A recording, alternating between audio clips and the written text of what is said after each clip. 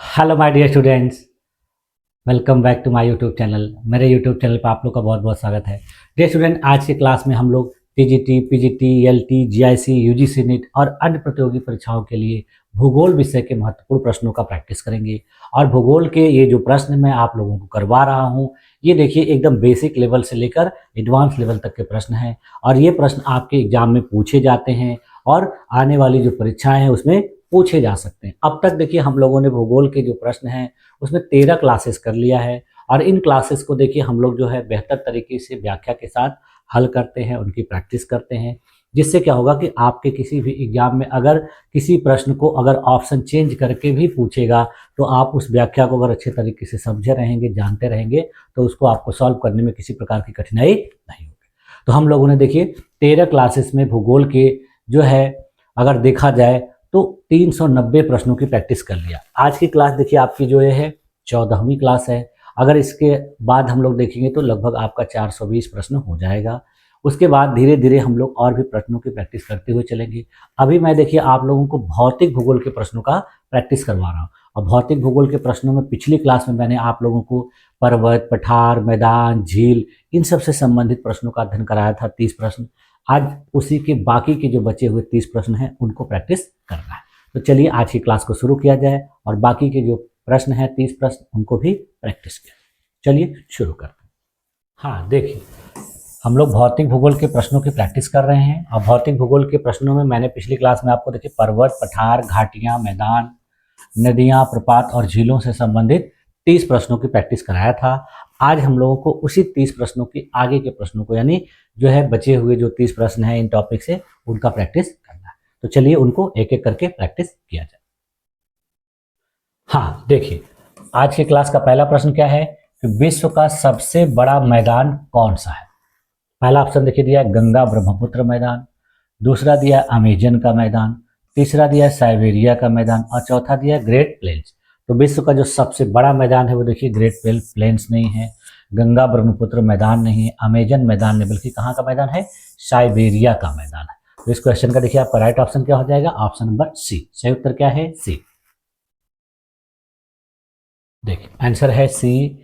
व्याख्या क्या होगा कि पश्चिम साइबेरियाई मैदान को दुनिया का सबसे बड़ा सतत मैदान माना जाता है, जो लगभग देखिए 2.6 लाख वर्ग किलोमीटर में फैला हुआ है। यह रूस का एक विशाल निचला इलाका है जो यूराल पर्वत से लेकर येनिसी नदी तक फैला हुआ है, यानी ये दुनिया का सबसे बड़ा मैदान है। अगला क्वेश्चन देखिए दिया है ग्रेट प्लेन्स कहाँ स्थित है, यानी महान जो मैदान है वो कहाँ पर है, महान समतल भूमि कहाँ पर है। तो पहला ऑप्शन देखिए दिया उत्तर अमेरिका, दूसरा दिया यूरोप, तीसरा दिया अफ्रीका, चौथा दिया एशिया। तो ग्रेट प्लेन्स देखिए कहाँ पर स्थित है, एशिया में नहीं है, अफ्रीका में नहीं है, यूरोप में नहीं, बल्कि कहाँ पर है, उत्तरी अमेरिका में। तो इस क्वेश्चन का देखिए आपका राइट ऑप्शन क्या हो जाएगा, ऑप्शन नंबर ए। सही उत्तर क्या है, ए। देखिए आंसर है ए। व्याख्या क्या होगा कि ग्रेट प्लेन्स जो है उत्तरी अमेरिका में संयुक्त राज्य अमेरिका और कनाडा के बीच स्थित एक विशाल समतल घास के मैदानों का क्षेत्र है। यह पश्चिम में रॉकी पर्वत से शुरू होकर पूर्व में मिसौरी नदी तक फैला हुआ है और कनाडा से लेकर टेक्सास तक इसका विस्तार है। ठीक, अगला क्वेश्चन देखिए दिया है गंगा ब्रह्मपुत्र मैदान जो है किस प्रकार का मैदान है। तो पहला ऑप्शन देखिए दिया अवसादी मैदान, दूसरा दिया ज्वालामुखी मैदान, तीसरा दिया विवर्तनिक मैदान और चौथा दिया है हिमानी मैदान। तो गंगा ब्रह्मपुत्र का जो मैदान है देखिए वो हिमानी मैदान नहीं है, विवर्तनिक नहीं है, ज्वालामुखी नहीं, बल्कि कैसा मैदान है, अवसादी मैदान। तो इस क्वेश्चन का देखिए राइट ऑप्शन क्या हो जाएगा आपका, ऑप्शन नंबर ए। सही उत्तर क्या है, ए। देखिए आंसर है ए। व्याख्या क्या होगा कि गंगा ब्रह्मपुत्र मैदान एक अवसादी या जलोढ़ मैदान है जो सिंधु, गंगा, ब्रह्मपुत्र और उनकी सहायक नदियों के द्वारा बहाकर लाई गई जलोढ़ मिट्टी से बना हुआ है। यह दुनिया के सबसे बड़े जलोढ़ क्षेत्रों में से एक है और अपनी उच्च उर्वरता के कारण कृषि के लिए काफी उपयुक्त है और काफी प्रसिद्ध है। ठीक, अगला क्वेश्चन देखिए दिया है मिस्र का मैदान किस नदी के कारण बना है। तो पहला ऑप्शन देखिए दिया है नील, दूसरा दिया है नाइजर, तीसरा दिया है कांगो और चौथा दिया लिम्पोपो। तो मिस्र का मैदान देखिए लिम्पोपो नदी नहीं, कांगो नदी, नाइजर नहीं, बल्कि नील नदी के कारण बना है। तो इस क्वेश्चन का देखिए राइट ऑप्शन क्या हो जाएगा, ऑप्शन नंबर ए। सही उत्तर क्या है, ए। देखिए आंसर है ए। व्याख्या क्या है कि नील नदी के द्वारा लाए गए अवसाद से मिस्र का उपजाऊ मैदान बना हुआ है। मिस्र को नील नदी का वरदान भी कहा जाता है, क्योंकि इस शुष्क रेगिस्तानी इलाके में नील नदी ही क्या है, एक जीवन है। यानी ज़्यादातर अफ्रीका का जो क्षेत्र क्या है, शुष्क है, मरुस्थली टाइप का है, लेकिन नील नदी ही वहाँ क्या करती है, वरदान का काम करती है। नदी की वार्षिक बाढ़ अपने साथ उपजाऊ काली गाद बहाकर लाती थी, जो नदी के किनारों पर जमा हो जाती थी, जिसकी वजह से यहाँ पर मैदान का निर्माण हुआ है।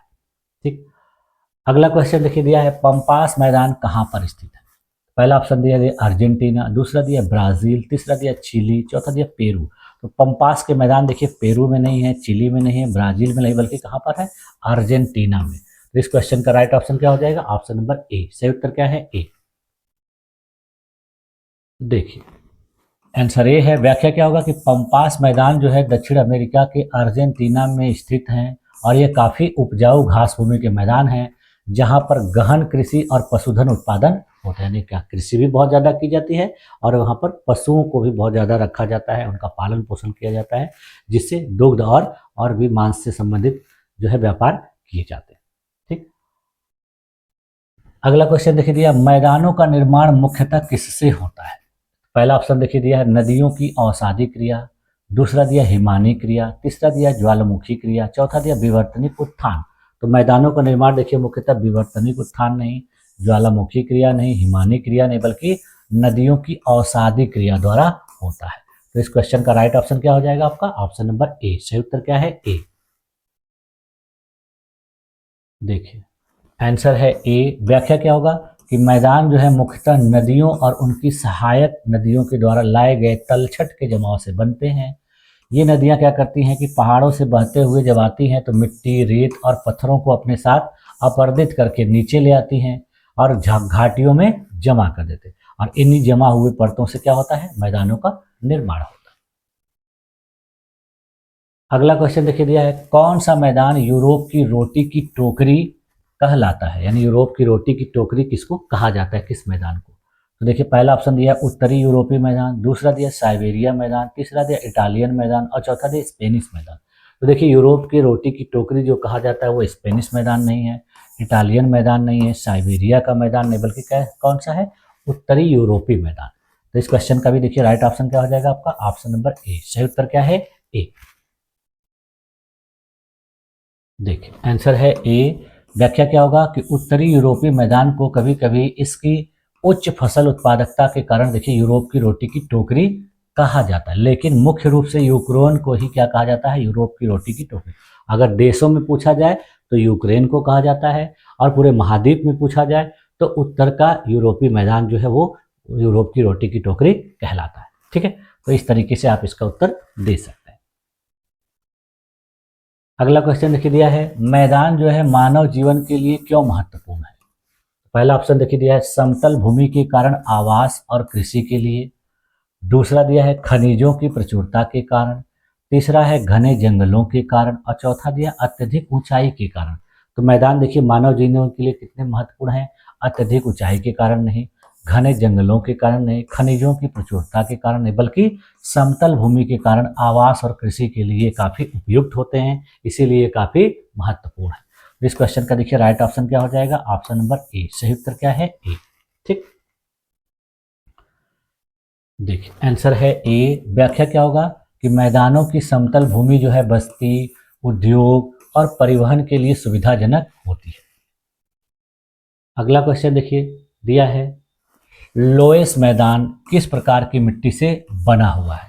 पहला ऑप्शन देखिए दिया है बलुई मिट्टी, दूसरा दिया है गाद मिट्टी, तीसरा दिया चिकनी मिट्टी और चौथा दिया लाल मिट्टी। तो लोएस का मैदान देखिए लाल मिट्टी से नहीं बना हुआ है, चिकनी मिट्टी से नहीं, बलुई मिट्टी से नहीं, बल्कि गाद मिट्टी से बना हुआ है। तो इस क्वेश्चन का देखिए राइट ऑप्शन क्या हो जाएगा, ऑप्शन नंबर बी। सही उत्तर क्या है, बी। देखिए आंसर है बी। व्याख्या क्या होगा कि लोएस का मैदान जो है मुख्य रूप से हवा के द्वारा उड़ाई गई गाद यानी सिल्ट और दोमट लोम से बना हुआ है, जिसमें देखिए कैल्शियम कार्बोनेट जैसे कण जो है शिथिल रूप से सीमेंट के रूप में होते हैं। यह बहुत उपजाऊ मिट्टी होती है जो हवा से उड़कर जमा होती है। लोएस्ट मैदान देखिए कहाँ पर है, चीन में। अगला क्वेश्चन देखिए दिया, वेल्ड मैदान कहाँ पर स्थित है। तो पहला ऑप्शन देखिए दिया ऑस्ट्रेलिया, दूसरा दिया दक्षिण अफ्रीका, तीसरा दिया अर्जेंटीना, चौथा दिया रूस। तो वेल्ड मैदान देखिए रूस में नहीं, अर्जेंटीना में नहीं, ऑस्ट्रेलिया में नहीं, बल्कि कहाँ पर पाए जाते हैं, दक्षिण अफ्रीका में। तो इस क्वेश्चन का देखिए राइट ऑप्शन क्या हो जाएगा आपका, ऑप्शन नंबर बी। सही उत्तर क्या है, बी। देखिए आंसर है बी। व्याख्या क्या होगा कि वेल्ड मैदान जो है दक्षिण अफ्रीका का उपजाऊ घास भूमि क्षेत्र है जो मुख्य रूप से दक्षिण अफ्रीका, लेसोथो, इस्वातिनी, जिम्बाब्वे और बोत्सवाना जैसे देशों में फैला हुआ है। ये घास और कम झाड़ियों से ढके समतल और खुले भूदृश्य हैं जो एक विशिष्ट प्रकार की घास के मैदान को बनाते हैं। ठीक, अगला क्वेश्चन देखिए दिया है, विश्व की सबसे लंबी नदी कौन सी है। पहला ऑप्शन देखिए दिया है अमेजन नदी, दूसरा दिया है नील नदी, तीसरा दिया है यांगसी नदी और चौथा दिया है मिसिसिपी नदी। तो विश्व की देखिए सबसे लंबी नदी जो है मिसिसिपी नहीं है, यांगसी जो है एशिया की है, अमेजन का ये भी नहीं है, सबसे लंबी नदी कौन सी है, नील नदी। तो इस क्वेश्चन का राइट ऑप्शन क्या हो जाएगा, ऑप्शन नंबर बी। ठीक, अमेजन नदी का देखिए अपवाह सबसे बड़ा है लेकिन लंबाई सबसे ज्यादा नहीं। देखिए आंसर क्या है, बी। व्याख्या क्या होगा कि नील नदी जो है लगभग 6,500 से जब ज़्यादा लंबी यानी 6,650 किलोमीटर है और यह अफ्रीका में बहती है, विश्व की सबसे लंबी नदी है। नील नदी की देखिए दो मुख्य सहायक नदियां हैं, एक श्वेत नील और दूसरी नीली नील। इसके जल निकासी बेसिन में देखिए 11 देश शामिल हैं और सभी अफ्रीकन देश हैं, जिसमें देखिए Tanzania, Uganda, Rwanda, Burundi, Congo लोकतांत्रिक गणराज्य, केनिया, इथियोपिया, इरिट्रिया, दक्षिणी सूडान और मिस्र। तो इस तरीके से 11 देशों से होकर ये गुजरती है। इसका मुख्य स्रोत जो है पूर्वी मध्य अफ्रीका में विक्टोरिया झील है, यानी अफ्रीका में स्थित विक्टोरिया झील से ये निकलती है और उसके बाद इतने देशों से बहते हुए प्रवाहित होती है और लास्ट में कहाँ पर गिर जाती है, भूमध्य सागर। ठीक, अगला क्वेश्चन देखिए दिया है, अमेजन नदी किस देश से होकर बहती है। पहला ऑप्शन देखिए दिया है चिली, दूसरा दिया अर्जेंटीना, तीसरा दिया ब्राजील और चौथा दिया है पराग्वे। ठीक है, तो ये देखिए इस क्वेश्चन का जो राइट ऑप्शन हो जाए, अमेजन नदी जिस देश से बहती है, पैराग्वे नहीं होगा, अर्जेंटीना नहीं, चिली नहीं, बल्कि कहाँ से, ब्राजील से। तो इस क्वेश्चन का राइट ऑप्शन क्या हो जाएगा, ऑप्शन नंबर सी। सही उत्तर क्या है, सी। आंसर क्या है, सी। व्याख्या क्या होगा कि नदी जो है पेरू के इंडीज पर्वत से निकलती है, यानी पेरू के पास इंडीज पर्वत के पास से निकलती है और ब्राजील से होकर अटलांटिक महासागर में गिरती है। इस नदी का अधिकांश प्रवाह देखिए ब्राजील और पेरू में है। इसके अलावा कुछ हिस्सा इसका Colombia, Ecuador, Bolivia, Venezuela, Guyana, Suriname और फ्रेंच गुयाना से भी होकर है। इसका देखिए अपवाह क्षेत्र जो है बहुत ज़्यादा फैला हुआ है, लेकिन ये दुनिया की जो है सबसे लंबी नदी नहीं है बल्कि दूसरी सबसे। ठीक, अगला क्वेश्चन देखिए दिया है, डेन्यूब नदी जो है किस महाद्वीप में है। तो पहला ऑप्शन दिया है एशिया, दूसरा दिया यूरोप, तीसरा दिया अफ्रीका, चौथा दिया उत्तरी अमेरिका। तो डेन्यूब नदी देखिए उत्तरी अमेरिका से नहीं, अफ्रीका से नहीं, एशिया से नहीं, बल्कि कहाँ की नदी है, यूरोप की नदी है। तो इस क्वेश्चन का राइट ऑप्शन क्या हो जाएगा, ऑप्शन नंबर बी। सही उत्तर क्या है, बी। देखिए आंसर बी। व्याख्या क्या होगा कि डेन्यूब नदी जो है यूरोप महाद्वीप में है। यह वोल्गा के बाद यूरोप की दूसरी सबसे लंबी नदी है और यह कई देशों से होकर काला सागर में आकर मिल जाती है। यह Germany, Austria, Slovakia, Hungary, Croatia, Serbia, Romania, Bulgaria, Moldova और यूक्रेन जैसे 10 देशों से होकर बहती है और उनकी सीमाओं पर स्थित। अगला क्वेश्चन देखिए, यांगसी नदी किस देश की प्रमुख नदी है। पहला ऑप्शन दिया देखिए जापान, दूसरा दिया चीन, तीसरा दिया कोरिया, चौथा दिया वियतनाम। तो यांगसी नदी देखिए वियतनाम की मुख्य नदी नहीं है, कोरिया की नहीं है, जापान की नहीं, बल्कि किसकी है, चीन की। ये देखिए चीन की सबसे प्रमुख नदी है और एशिया की सबसे लंबी नदी। ठीक, देखिए आंसर बी। व्याख्या क्या होगा कि यांगसी नदी चीन देश की प्रमुख नदी है, यह एशिया की सबसे लंबी नदी है और पूरी तरह से एक ही देश में बहने वाली दुनिया की सबसे लंबी नदियों में से एक है। यानी ये पूरी तरह से एक ही देश में बहती है और वो देश है चीन। यह नदी देखिए तिब्बत के पठार से निकलती है और लगभग 6300 किलोमीटर की दूरी तय करके संघाई के पास पूर्वी चीन सागर में मिल जाते हैं। अगला क्वेश्चन देखिए दिया है मिसिसिपी नदी कहाँ पर स्थित है। पहला दिया यूरोप, दूसरा दिया अमेरिका उत्तरी, तीसरा दिया एशिया, चौथा दिया अफ्रीका। तो मिसिसिपी नदी देखिए अफ्रीका में नहीं, एशिया में नहीं, यूरोप में नहीं, बल्कि उत्तरी अमेरिका में बहती है। तो इस क्वेश्चन का राइट ऑप्शन क्या हो जाएगा? Option number B. सही उत्तर क्या है? बी। देखिए आंसर है बी। व्याख्या क्या होगा कि मिसिसिपी नदी अमेरिका की प्रमुख नदी है जो मिसौरी और ओहायो नदियों से मिलकर बनती है। इसका उद्गम देखिए मिनेसोटा की इटास्का झील से होता है और यह न्यू ऑरियल्स के पास मैक्सिको की खाड़ी में गिरती है। यह नदी अमेरिका के मध्य से होकर बहती है और इसके जल ग्रहण क्षेत्र में देश का लगभग आधा हिस्सा शामिल है, यानी इसका जल ग्रहण क्षेत्र आधे हिस्से में फैला हुआ है। अगला क्वेश्चन देखिए दिया है वोल्गा नदी किस देश की है। पहला ऑप्शन देखिए दिया रूस, दूसरा दिया जर्मनी, तीसरा दिया यूक्रेन, चौथा दिया पोलैंड। तो वोल्गा नदी देखिए पोलैंड में नहीं, यूक्रेन में नहीं, जर्मनी में नहीं, बल्कि रूस की नदी है। ठीक है, इस क्वेश्चन का राइट ऑप्शन क्या हो जाएगा? Option number A. सही उत्तर क्या है? ए। देखिए आंसर ए है। व्याख्या क्या होगा कि वोल्गा नदी जो है रूस की नदी है जो यूरोप की सबसे लंबी नदी है और इसे अक्सर रूस की राष्ट्रीय नदी माना जाता है। यह मध्य रूस से होकर बहती है और कैस्पियन सागर में गिरती है। अगला क्वेश्चन देखिए दिया है कौन सी नदी हजार नदियों की मां कहलाती है, यानी किस नदी को हजार नदियों की मां के नाम से जाना जाता है। तो पहला ऑप्शन देखिए दिया गंगा, दूसरा दिया नील, तीसरा दिया अमेजन, चौथा दिया मिसिसिपी। तो हजार नदियों की मां के नाम से देखिए मिसिसिपी नहीं, अमेजन नहीं, नील, बल्कि गंगा नदी को जाना जाता है। तो इस क्वेश्चन का राइट ऑप्शन क्या हो जाएगा? Option number A. सही उत्तर क्या है? ए। देखिए आंसर क्या है? ए। व्याख्या क्या होगा कि गंगा नदी को भारतीय सभ्यता की जीवन रेखा और हजार नदियों की मां कहा जाता है, लेकिन हजार नदियों की मां की उपाधि देखिए विशेष रूप से मेकांग नदी के लिए भी उपयोग की जाती है। तो दोनों नदियों को आपको पता रखना चाहिए। जिस तरह का ऑप्शन आपके एग्जाम में दिया रहेगा उस तरीके से इनका आंसर आप दे सकते हैं। ठीक, अगला क्वेश्चन देखिए दिया है टिग्रिस और यूफ्रेटिस नदियां किस क्षेत्र में बहती हैं। पहला ऑप्शन देखिए दिया है पश्चिमी एशिया, दूसरा दिया है दक्षिण एशिया, तीसरा दिया यूरोप, चौथा दिया अफ्रीका।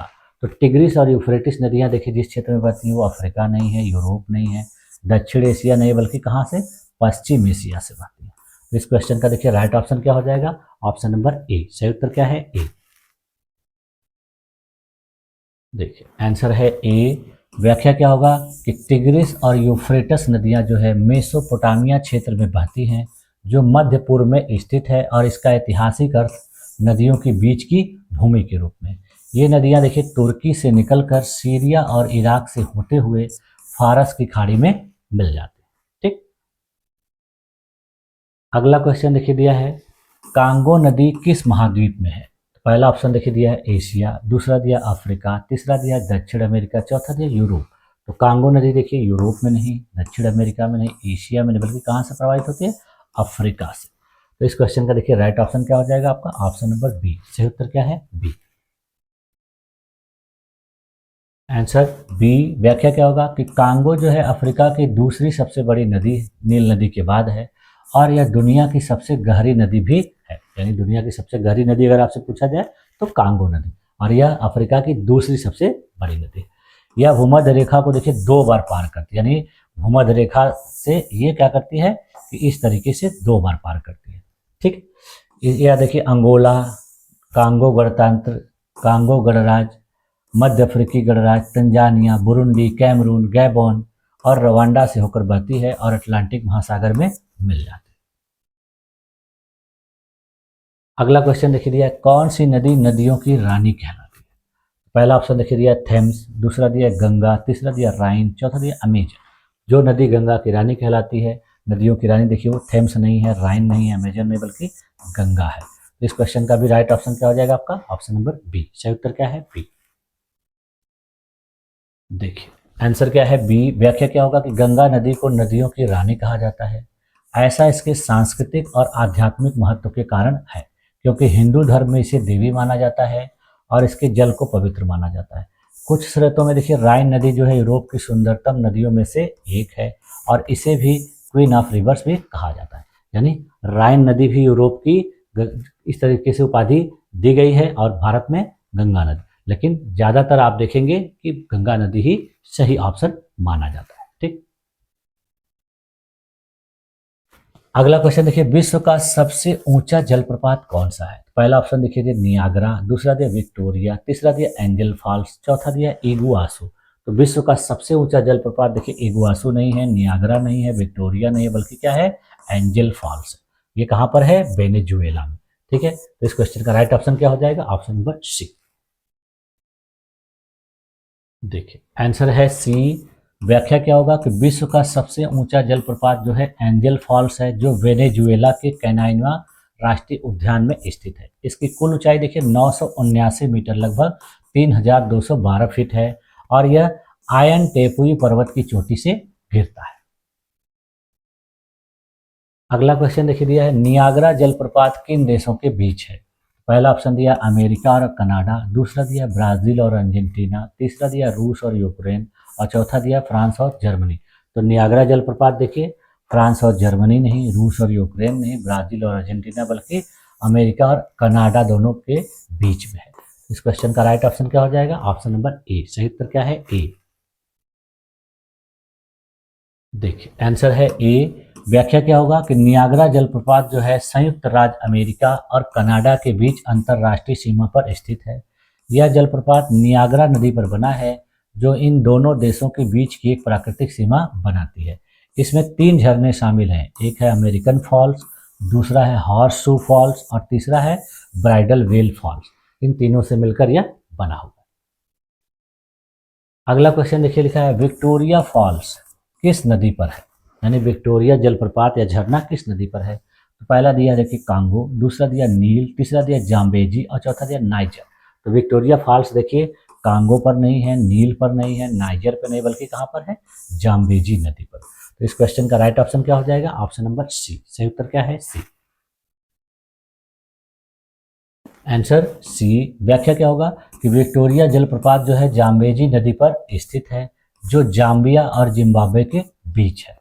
स्थानीय भाषा में इसे देखिए मोसी ओया तुन्या भी कहते हैं, जिसका मतलब होता है धुआं जो गरजता है। अगला क्वेश्चन देखिए दिया है, इगुआसू फॉल्स किस देश में है? पहला ऑप्शन दिया देखिए अर्जेंटीना और ब्राजील, दूसरा दिया है चिली, तीसरा दिया वेनेजुएला, और चौथा दिया है कोलंबिया।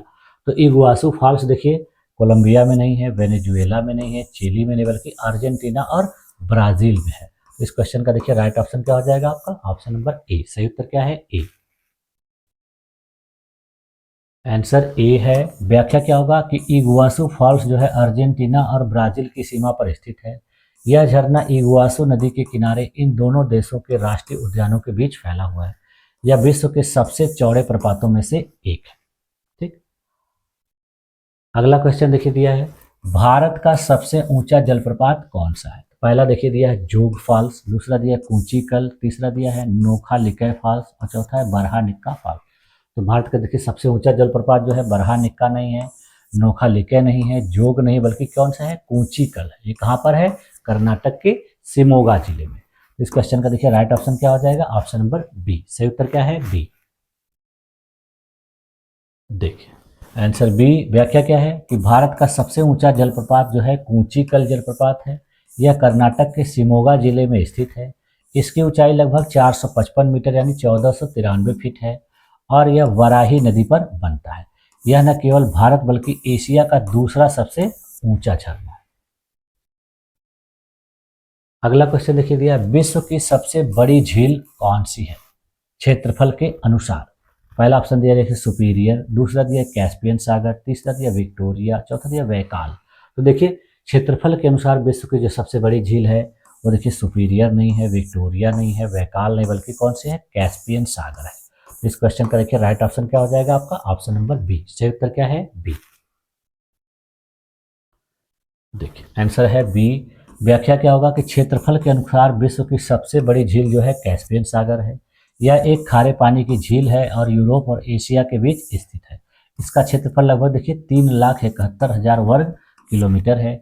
इसे सागर इसलिए कहा जाता है क्योंकि यह बहुत बड़ा है और इसमें खारा पानी है, लेकिन यह चारों ओर से जमीन से घिरी होने के कारण एक झील भी है। मीठे पानी की सबसे बड़ी झील जो है सुपीरियर झील है। अगला क्वेश्चन देखिए दिया है, विश्व की सबसे गहरी झील कौन सी है, यानी विश्व में सबसे गहरी झील किसे कहा जाता है। तो पहला देखिए सुपीरियर, दूसरा बैकाल, तीसरा विक्टोरिया, चौथा टिटिकाका।